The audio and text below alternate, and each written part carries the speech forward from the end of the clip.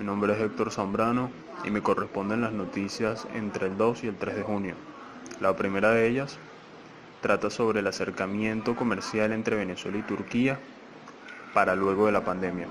La noticia supone en sí un estrechamiento bilateral de las relaciones entre ambas naciones tras una conferencia virtual celebrada entre las autoridades turcas y el ministro Félix Plasencia, donde se ratificó el acuerdo comercial suscrito entre ambos países en el año 2018, que fue aprobado por la Asamblea Nacional Turca en enero de este año.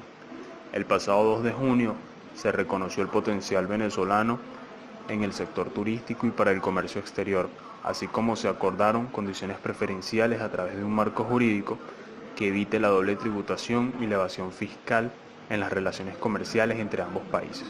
Si bien es cierto, desde el inicio del acuerdo en 2018, Venezuela exportaba en su totalidad metales y piedras preciosas, productos de acero y ceras minerales, es decir, los negocios se basaban en la explotación recurrente de los recursos naturales y el aprovechamiento de la inexperiencia venezolana en la industria manufacturera.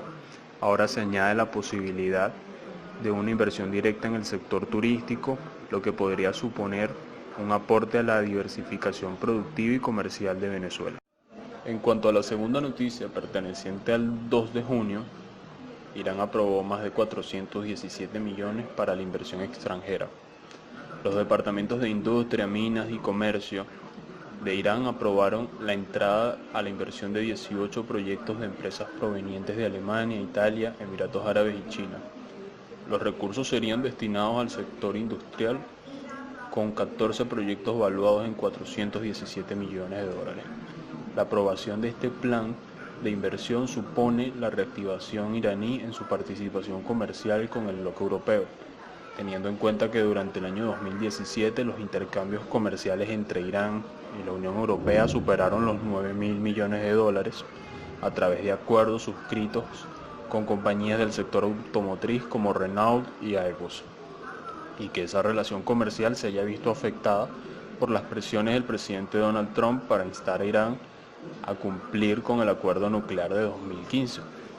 La distribución de este nuevo plan de inversión contempla la participación de al menos 9 países dentro de las regiones de Sistán, Baluchistán, Teherán, Isfahán y Kurdistán, lo que representa un paso positivo dentro de las relaciones multilaterales que Irán puede mantener con el mundo. En cuanto a la primera noticia del 3 de junio, se encuentra la caída en las exportaciones de petróleo de Venezuela.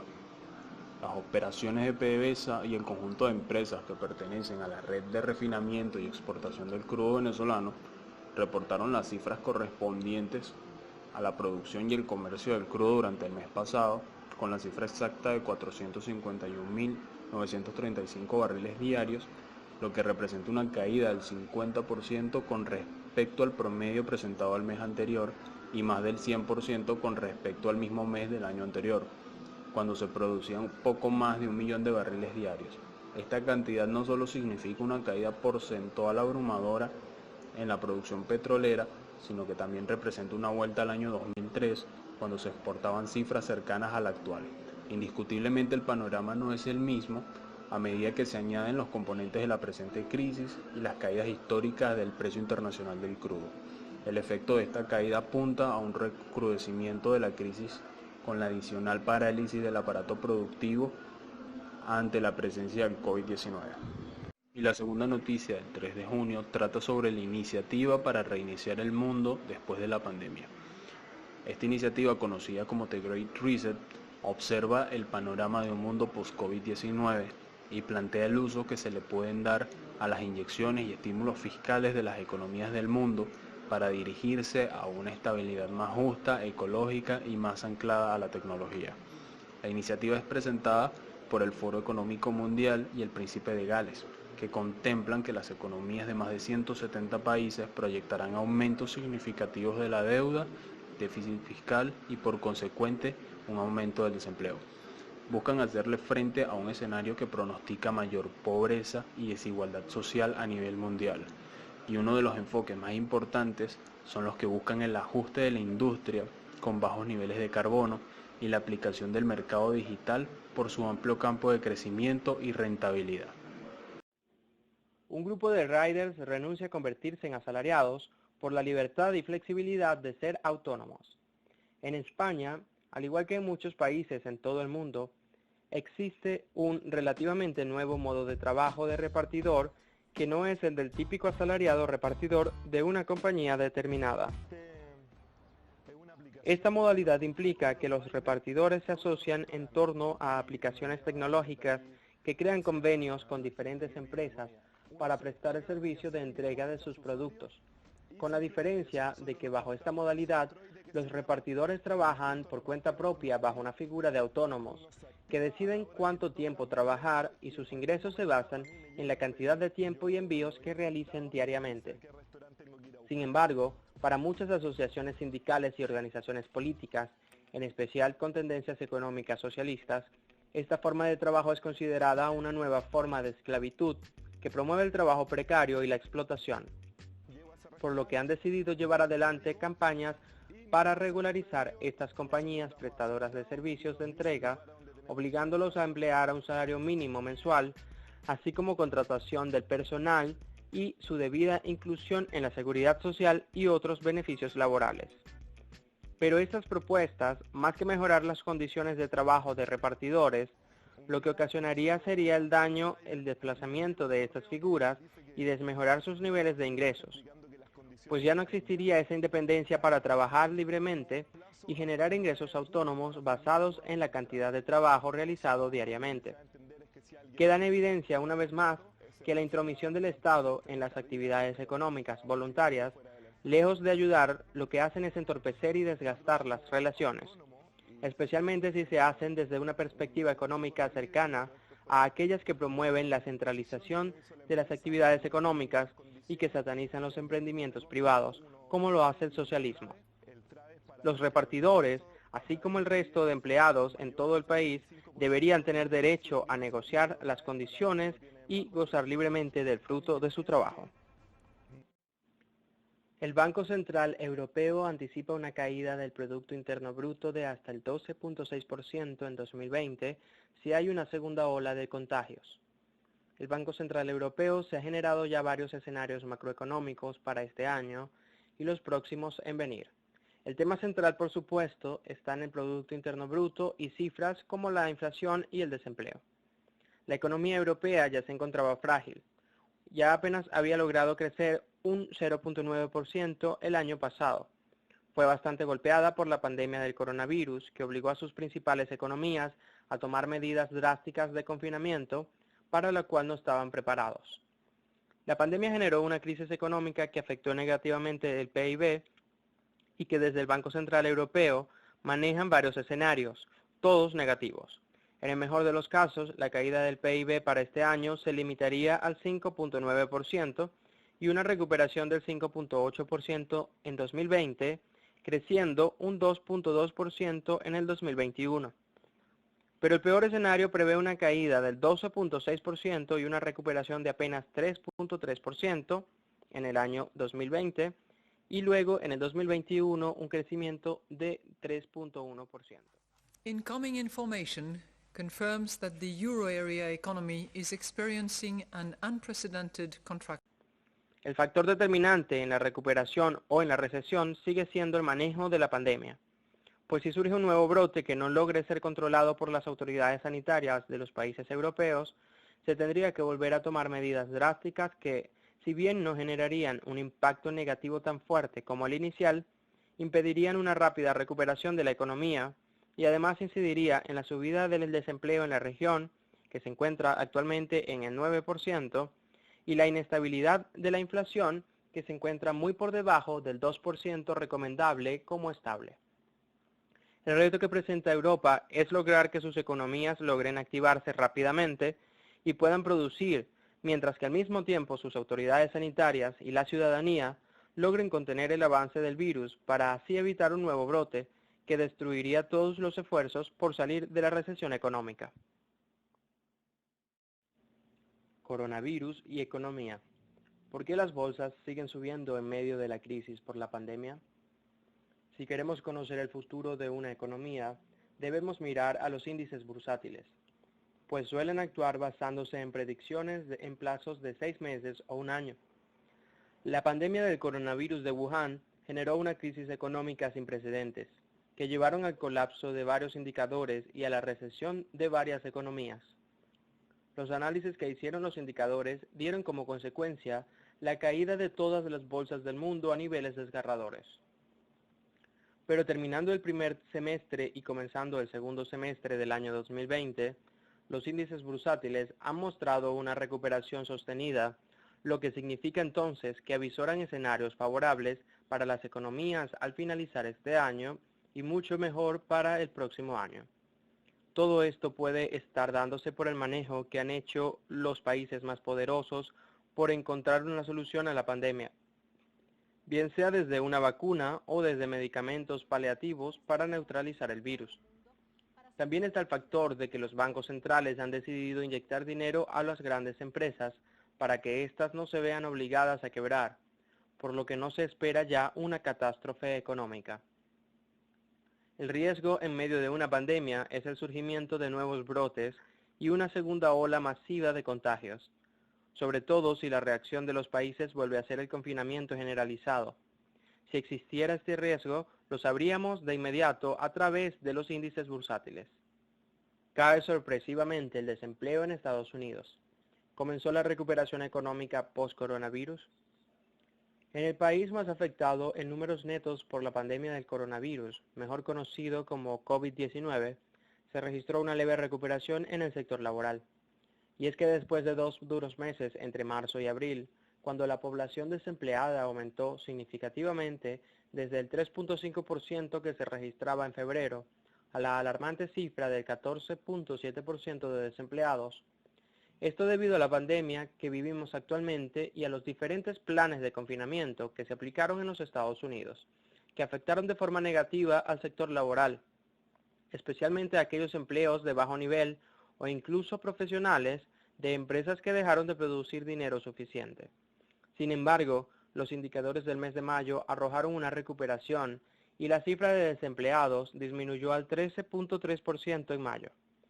Para Estados Unidos seguramente esta disminución en la tasa de desempleo es una buena noticia, especialmente para la administración Trump, que ha nutrido su imagen positiva del buen manejo de la economía que se estaba llevando desde el gobierno.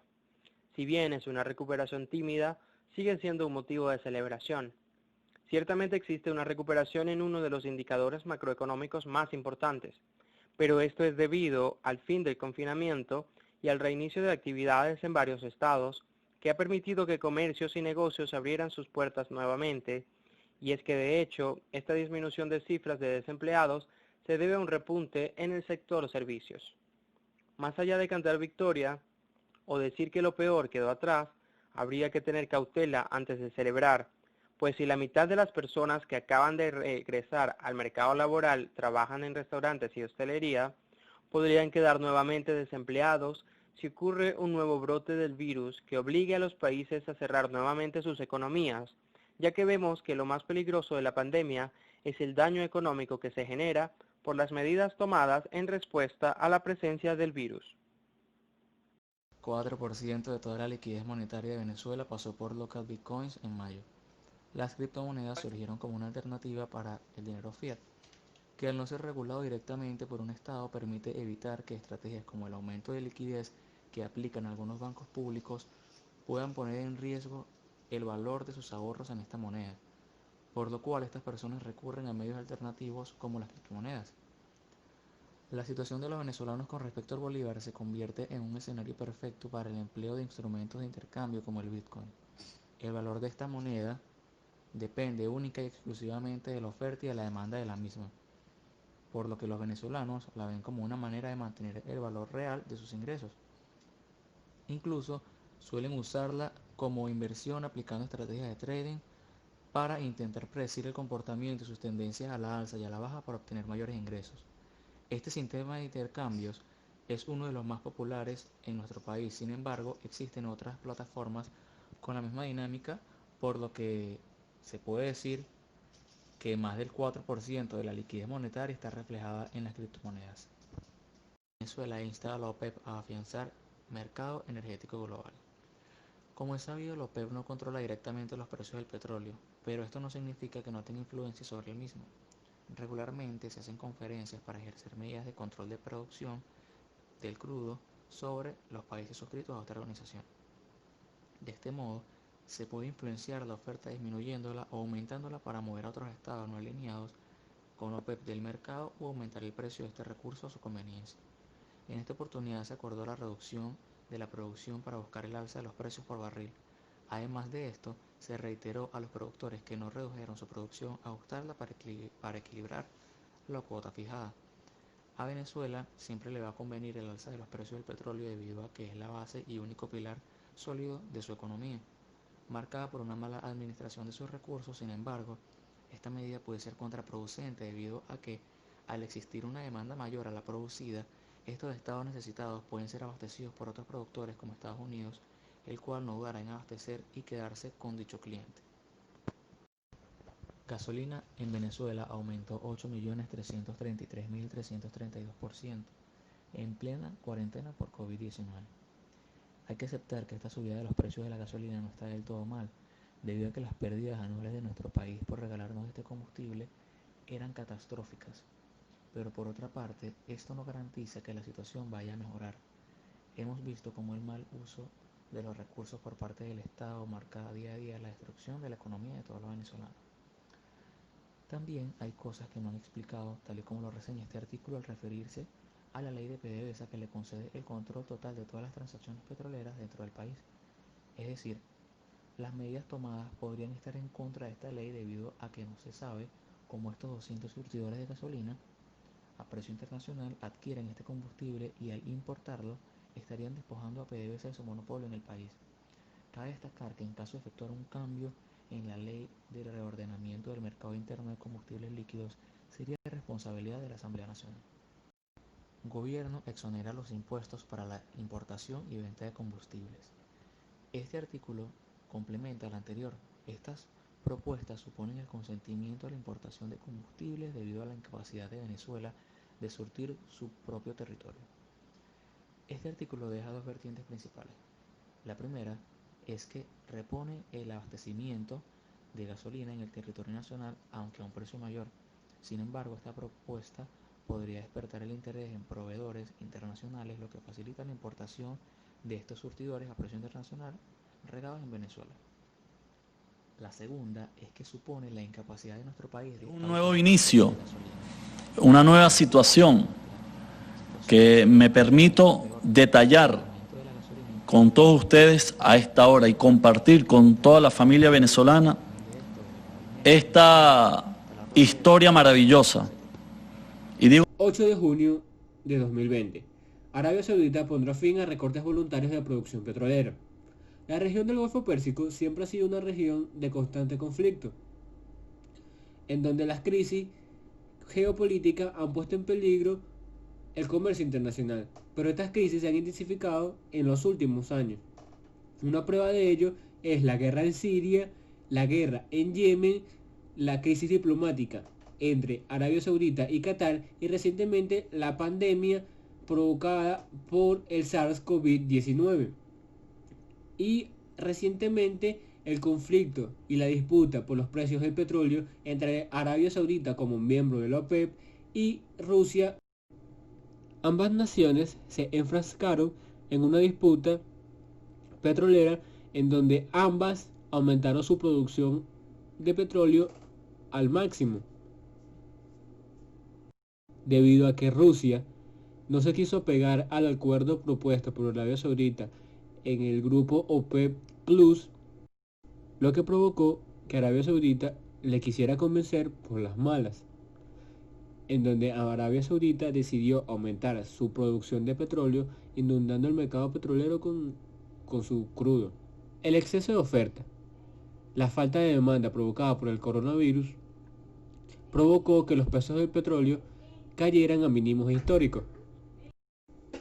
Este panorama llevó a que ambas naciones se reunieran en el organismo OPEP Plus, donde acordaron recortar la producción en 9.7 millones de barriles diarios, por debajo de los 10 millones de los que se habló inicialmente, dejando así atrás la disputa.